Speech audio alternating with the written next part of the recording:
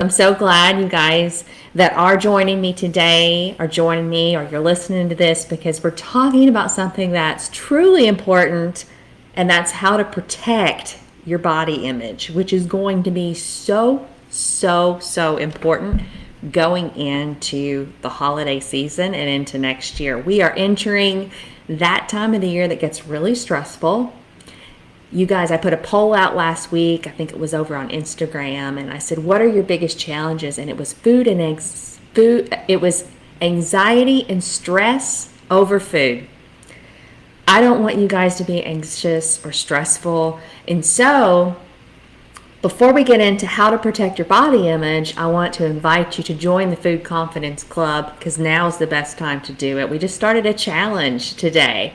So today, November 1st through December 31st, you are going to get daily prompts inside of our app.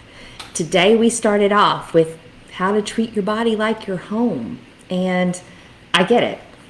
I've not liked every home that I've grown up in or lived in as an adult. There have been things about my home that I didn't like, but I respected it. I was grateful for the things that it gave me, like a roof over my head. It gave me protection. It provided safety for me. And I think about the things that I do every day in my home, just without a thought to take care of it. So, I make the bed. I make sure that everything's tidy. Those are just things I do to keep up the house. But then there are things that I kind of let slide to the wayside and just want to forget about them for weeks or months or longer. that might be like, for an example, cleaning out the fridge. And it was so interesting because as I was working through the daily prompts, and thinking about the challenge that I was going to create for you guys to help support you get through the next couple months, I found myself cleaning out the refrigerator yesterday. And that's really something that I don't like to do. It's one of those things that I put off for a very long time. But when it's done, I'm like, wow, I can really appreciate that. So today the challenge was talking about, okay, so your body, how do you make your body your home? Because really that's what it is. We live in our body. And maybe there's some things that need to be rearranged, or maybe there's like a fridge that needs some attention, that needs to be cleaned out. And that was my challenge to you today, was to figure out maybe what needs some attention in your body.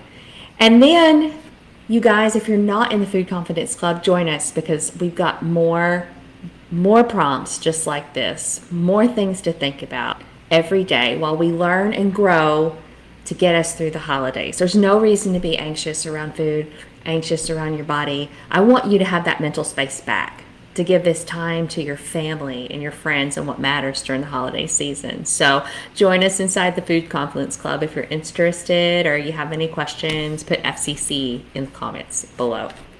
All right, back to how to protect your body image. This is so important, you guys. I see so much disordered eating. It just in what I do, just in every day, who I talk to, you guys, who we connect with. There's so much disordered eating. And once you become aware of it, you start to notice more and more and see and hear it. And so much of that is related to the media. So today we're going to talk about something called media literacy. I'm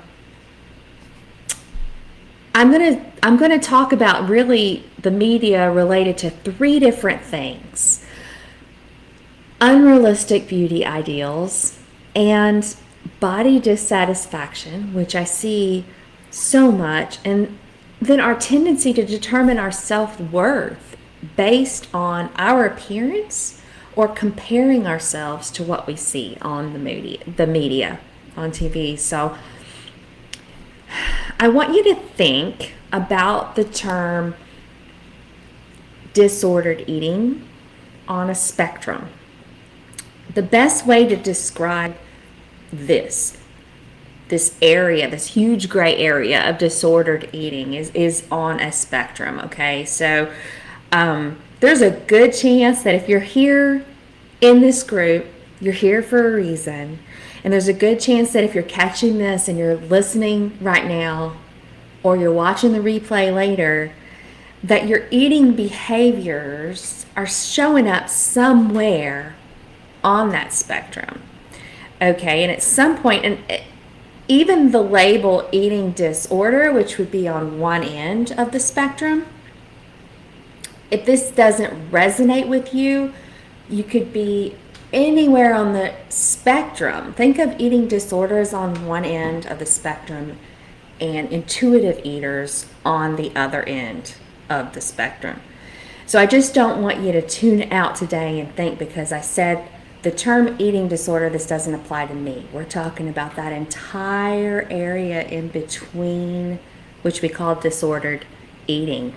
So if you're here in this group, if you're catching the live today, definitely say hi, let me know where you're from. But I bet you're probably on this spectrum somewhere. And if you are on this spectrum, there's also a pretty good chance that you've struggled with some of the things that we're going to talk about.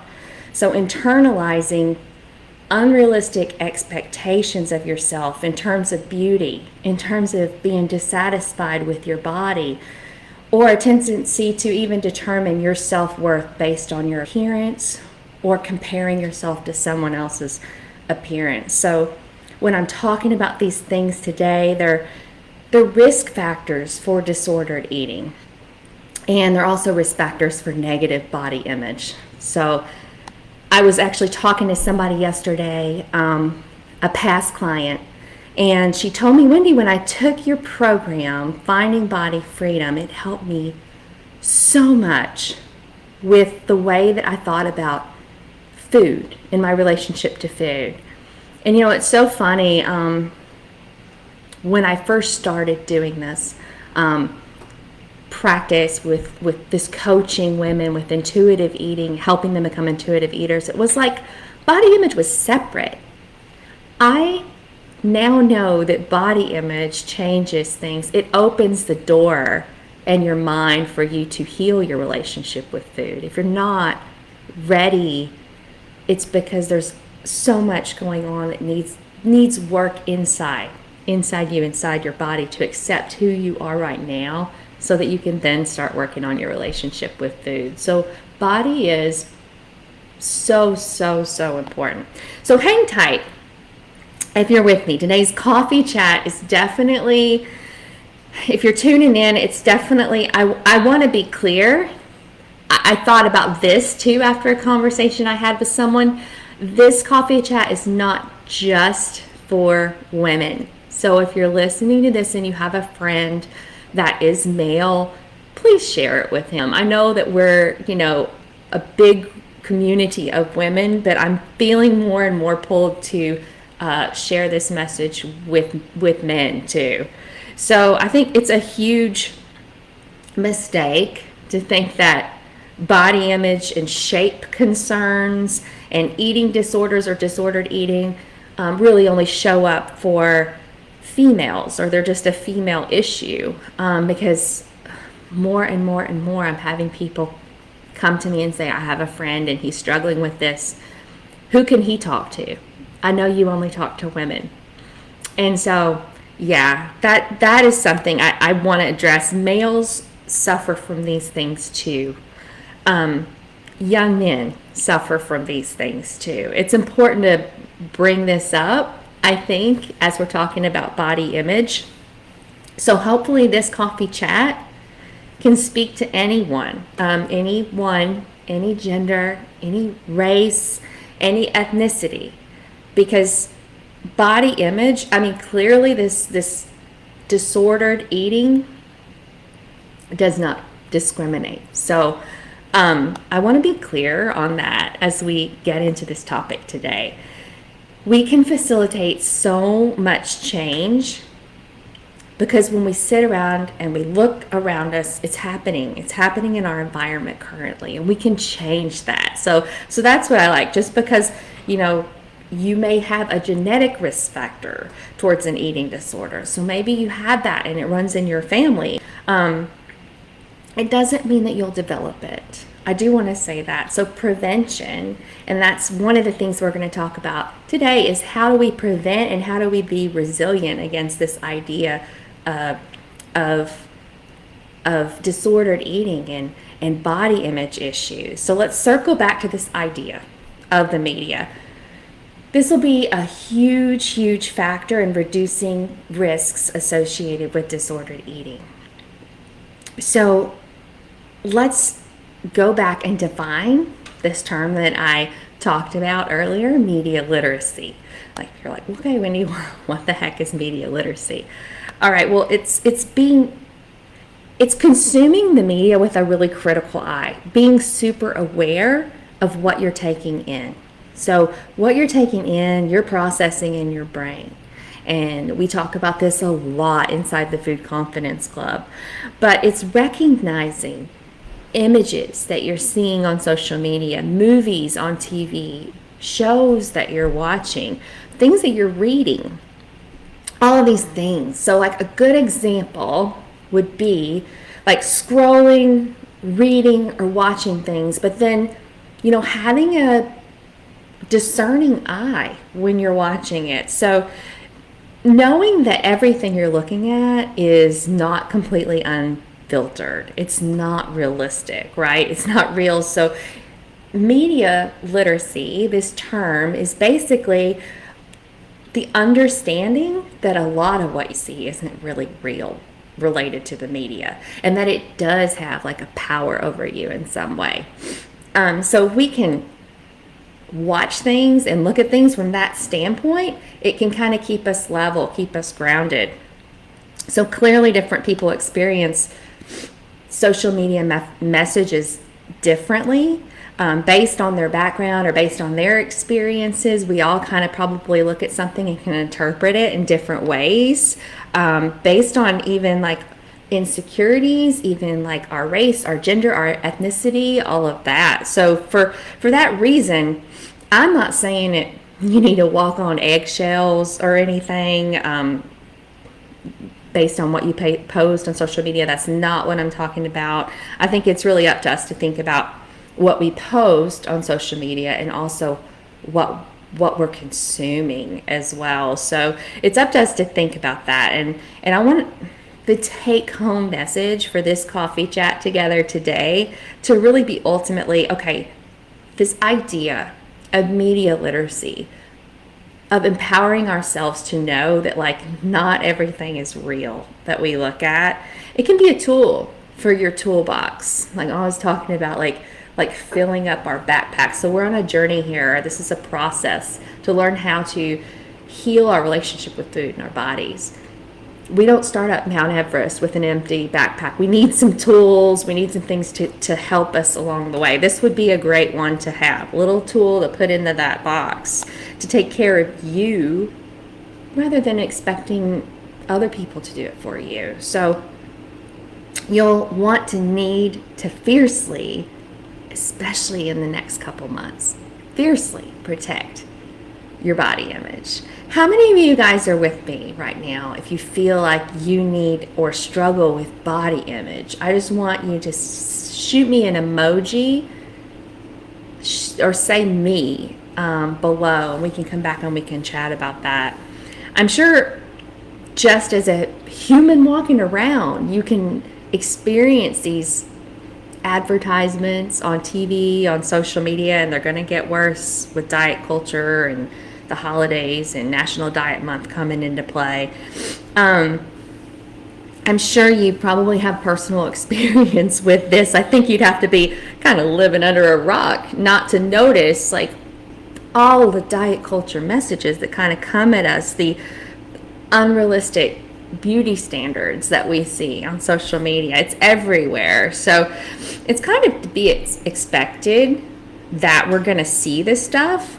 It's a lot of pressure too. There's so many messages out there, and we're getting messages on like a subconscious level now. Even watching our favorite shows, they just show up, and almost these messages are like, telling us, like, subliminally, like, this is what my body should look like, or this is how I should function, or this is how I should show up in the world. And it's very easy, I think, to take all of those subliminal messages and start to internalize them. You start to ask yourself, you start to question things. So essentially, your body image is the perception you have of yourself and your feelings about it. It's not how your body looks. It's your perception. It's your mind. So clearly, this type of thing can be easily influenced by things that we're looking at and things that we're putting into our mind. So we're influenced by these societal pressures. We're influenced by past or even current trauma, things that have happened to us. We're even influenced by biological predispositions or mental illness that might even make it harder for you to be resilient. There's so many different things that could keep us from feeling resilient towards all of this pressure. And by all this pressure, I mean the pressure around us to feel like we need to look a certain way in the culture that we live in. We're up against a lot. So I think it's really important to, first of all, just recognize this, recognize what's going on, because it's really easy, I think, to make body image about you and internalize it when this is a we problem. This is us. And we're all in this together, just like diets. This is just like ditching diets together. This is body image thing that we're dealing in. So you're up against a lot. I could probably say that a million times, but this is why I say it, because you have to so strongly protect your body image. How you talk to yourself is so important in relation to, what the media is telling you and social comparisons. I'm going to give you an example.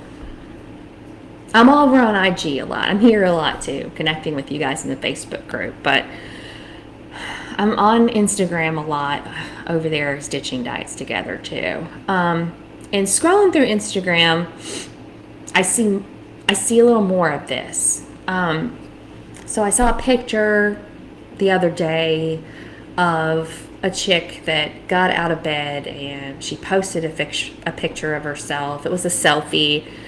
And she said, the caption was like, just got out of bed, #bareface, #no filter, #no shame. Okay. So essentially, she was posting a photo of herself first thing in the morning, rolling right out of bed. And this photo was meant to be empowering. Like, look, she was probably in her 40s, and she's like, this is me. This is how I look. I roll out of bed like fiercely 40, or whatever, with a bare face. I'm not embarrassed to show myself. Without any makeup, without any filters. However, upon closer inspection, when you stop, what are you thinking? Okay, I'm in my 40s, and it's like, wow, that's how she looks when she gets out of bed. And so, I'm looking at the photo, and when you really look at the photo, you notice, okay, she's Botoxed. She's got her lips injected. She's got her microbladed eyebrows. Okay, all of these things. And to be clear, I have no problem with Botox. I have no problem with fillers, with getting your eyebrows microbladed. I might, do that. But the eyebrows. But anyway, I have no problem with these things. My point is, with this coffee chat, isn't to say you shouldn't do these things. That's not it, because it's your time, it's your money, it's your business. But the reason I'm using this as an example is because that I'm over on social media a lot on Instagram. Well, not a lot, but a certain amount of time a day to go over there to connect with people. It's what I do, right? Ditching nights together. So I'm over there interacting with people a lot. And I'm over there scrolling a lot. So I'm aware of a lot of these things. And when I'm seeing this image of women, like, rolling out of bed, claiming this is no filter, this is just how I look, barefaced, without a filter, I have to know that when someone this isn't what someone in their 40s looks like naturally, okay? And she has had some help. And she has used her time and her money to wake up and look like that. And that's okay. But I don't want that to affect how I feel about myself. So for me, I have to have a discerning eye. I have to have almost like a critical, like I almost have to have a magnifying glass or a filter to realize, like, this is not realistic. And then I'm able to avoid that spiral in your head of, like, what is wrong with me? What am I doing wrong? So why does she look this good first thing in the morning? How many of you guys have ever felt like this when you're scrolling around on social media? I recognized when I really looked at that photo that she could be like thousands of dollars in looking like that to roll out of bed in the morning. And I had to halt the comparison, because that's a trap. And that does not fiercely protect my body image. I know nothing, first of all, about how this woman eats. I know nothing about how she exercises. I know nothing about how she takes care of herself. This could be more explainable than just letting my imagination run wild because I don't look like her. There's so many things that we can assume when we just look at a picture and take it at face value. So I hope this provides a good example for you. That's what I wanted to do. Clearly, though, this example is just one. It doesn't scratch the surface to what we see and what we look at on a daily basis, on TV, on advertisements, what we're reading, what we're watching, what we're seeing on social media. So even younger and younger ages, how we are objectifying girls in Disney shows. It's literally, clearly so much bigger than the example that I just gave you, but I do hope it gives you like a very practical, everyday example, because I think it's something we all run into every day of what might be coming up for you. And I'd love to chat more about this idea of filters, honestly, because I was just talking to someone about a week ago, and she said,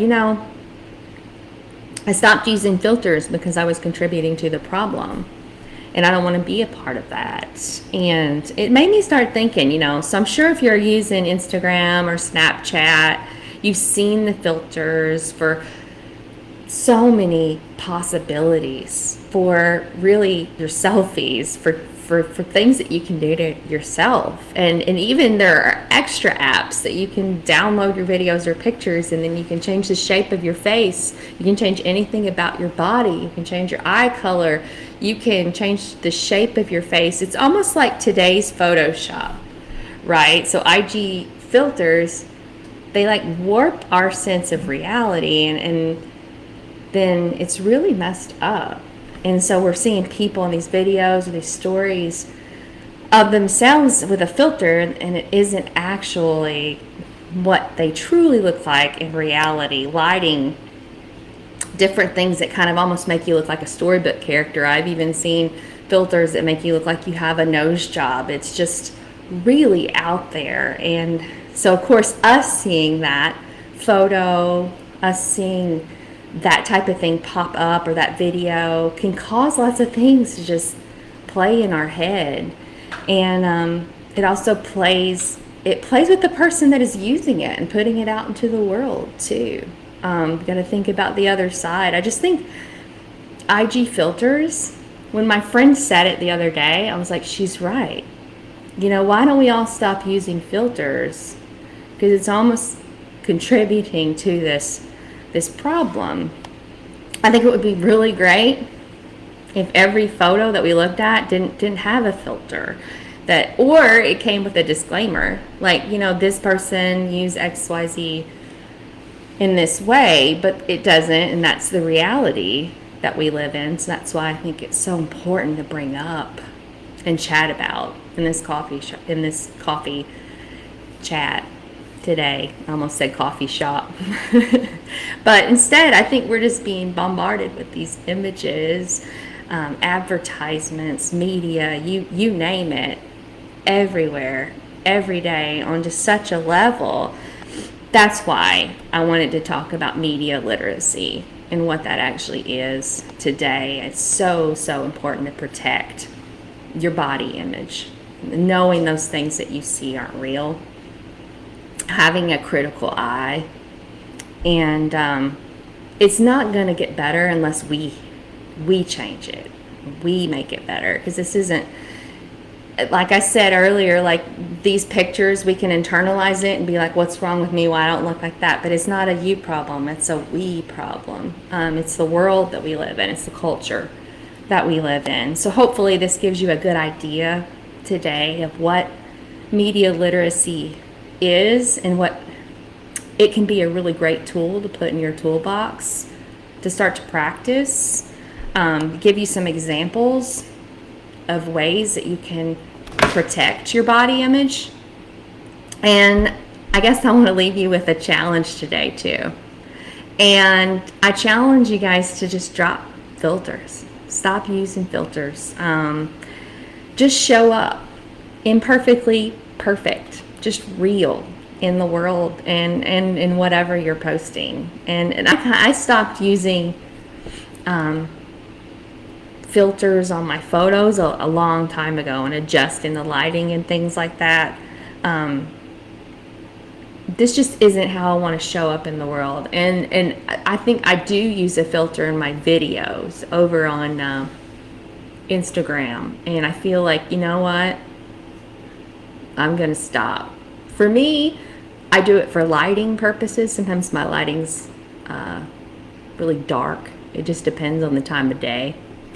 But yeah, I don't want to show up in a not real way and contribute to this problem, like my friend said to me the other day. So there are a lot of layers to body image, obviously, and clearly this is a conversation that I want you to continue to have with your family and your friends, even outside of this group. Share it with people. Can we just stop using filters and just show up? Just show up just like we are. If you are struggling with body image today, this is what I want to do. I want to invite you to come join us in the Food Confidence Club. Like I said, we started our challenge today. The first challenge today is Our Body is Our Home. And you can learn more about that. If you want to learn more about that, put body image in the comments below, and I can definitely let you know more about that. Join us inside. Get some help over the next couple months leading into the new year before we hit all the advertisements for National Diet Month. I hope this coffee chat was helpful for you guys. If it was, you guys, the most important thing that you could do is just to leave a comment below and let me know. And I thank you guys so much for joining me today. I hope you have a great rest of the week.